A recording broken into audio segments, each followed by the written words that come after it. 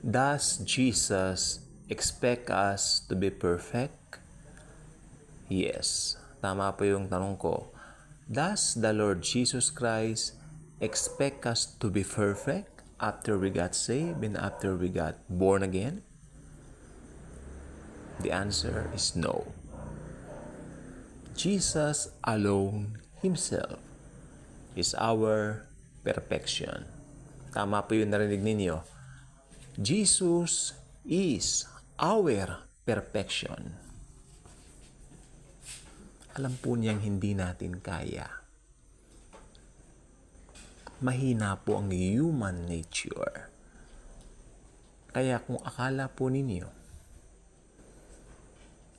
na ma-please ninyo ang God the Father, nagkakamali po kayo. Nope, nope, nope. Ang ating pinaka-main role bilang mga anak ng Diyos ay tumanggap ng blessings kay Jesus. Masyasyak kayo parang weird. Hindi weird. Hindi po weird ang katotohanan. Tandaan po ninyo, lahat ng bagay galing kay Jesus.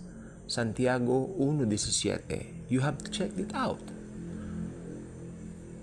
Binigay niya sa atin ng libre. Ultimo ang kanyang buhay para magkaroon tayo ng kaligtasan. Because fallen world is real. Paano ba naging fallen world ang world? Nang magkasala sina Eva at Adan, ang ating unang parents. Kaya alam ng Panginoong Jesucristo na hindi natin kayang iligtas ang ating mga sarili. Jesus Christ is the author of giving.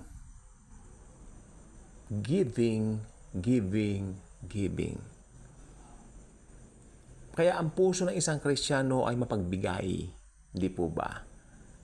Although ang pinaka-purpose natin ay mag-receive, pero mas gusto natin talagang magbigay. Medyo magulo po ba yun? Hindi. Nagre-receive tayo kay Lord ng mga blessings para makapagbigay din po tayo sa iba. So wala pong puwang ang kadamutan sa isang mananampalataya. Ganyan lang po nagro-rotate at umiikot ang ating salvation at ang ating sanctification. Bagay na wag po sana nating ikalito o pagkalituhan. Hindi po ini-expect ng Panginoon that after you got born again, you got saved, magiging perfect ang buhay mo. No. Jesus alone Himself is perfect. Kaya tayo po, mahina po tayo, pero mahal na mahal pa rin niya tayo. Alam niya, bumabagsak pa rin tayo. Alam niya, nagkakamali pa rin tayo. Pero yung isinuot niyang righteousness sa atin, once for all time, wala nang bawian yon. Atin na po yon. So, meron po tayong bagong nature. Ano yon? New creation. Bagong nilalang na nature. Galing sa Diyos. Galing kay Jesus. Kaya, bilang mananampalataya, ano ba ang pinaka-purpose natin dito? Well, mag-receive ng blessings.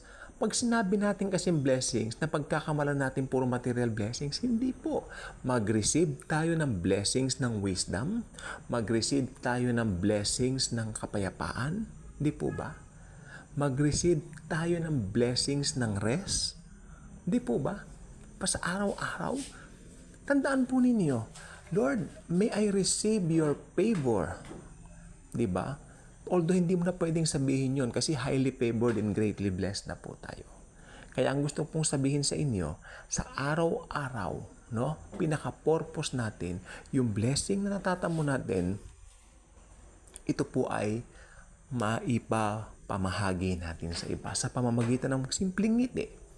Pag may nakita ka nalulungkot, nginitian mo, tandaan po ninyo, merong something sa ating mga Kristiyano na kakaiba na hindi mo makikita sa mga ordinaryong tao. Sapagkat ang buhay na Diyos, ang Panginoong Jesucristo, ay nananahan sa bawat mananampalataya. Kaya si Jesus ang ating perfection. Hindi niya ini-expect na magiging perfect ang buhay natin. Pero ini-expect niya na buong buhay natin didepende lamang tayo sa Kanya. Kaya kung hindi ka pa nakasubscribe sa ating channel, I invite you to do so.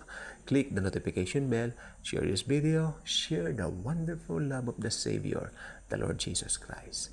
Thank you, and as always and forever, Jesus truly loves us all. Ibukan ninyo ang mga kamay ninyo. Okay? Ibukan ninyo ng bukas na bukas. More blessings to come in Jesus' name. Thank you.